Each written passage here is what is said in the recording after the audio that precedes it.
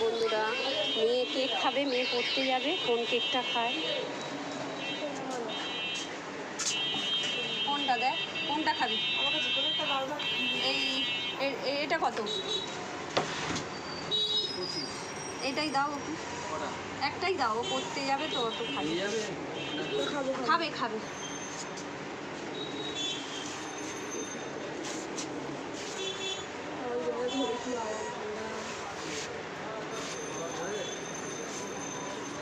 ওটা খেয়ে নে, মানে দাঁড়িয়ে বাইরে বাইরে খেয়ে নে।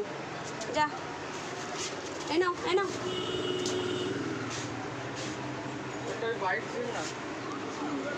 ও পড়তে যাবে, 5 টাকা নেই।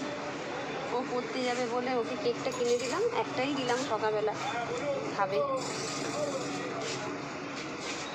অন্য সময় থাকে কিন্তু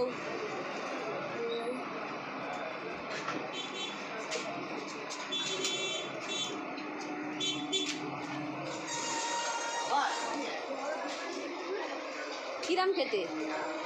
হ্যাঁ, ভালো খেতে।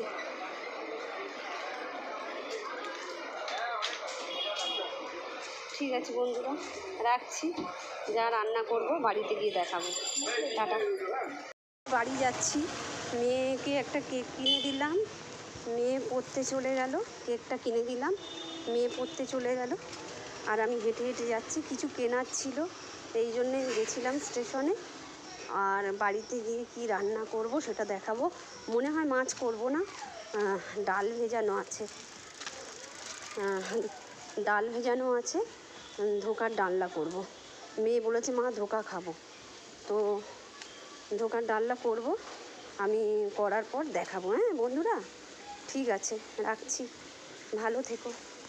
হ্যালো বন্ধুরা, দেখো আমি ঘরে ধোকার ডালনা বানাচ্ছি, কিন্তু ধোকার প্যাকেট বাজার দিয়ে কিনে নয়, ঘরে ডাল ভিজিয়ে মিক্সিতে করেছি, পেস্ট করেছি।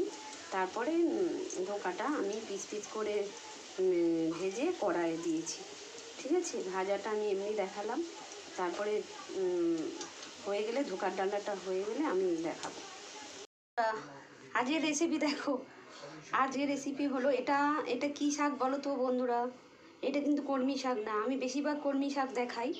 এটা হলো পাট শাক।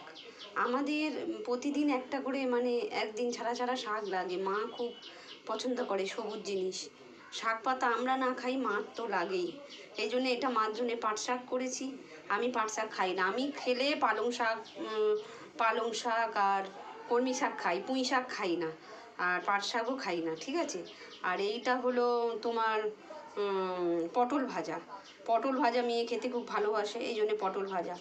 আর এইটা হলো ধোকার ডালনা। এটা আমি তো যখন ধোকাটা করছিলাম তখনই বলেছি, প্যাকেট কেনা না, আমি ঘরে ডাল ভিজিয়েই করেছি।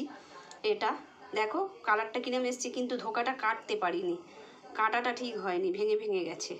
ঠিক আছে বন্ধুরা, এটাই হলো আমাদের রেসিপি আজকের দুপুরের। রাখছি।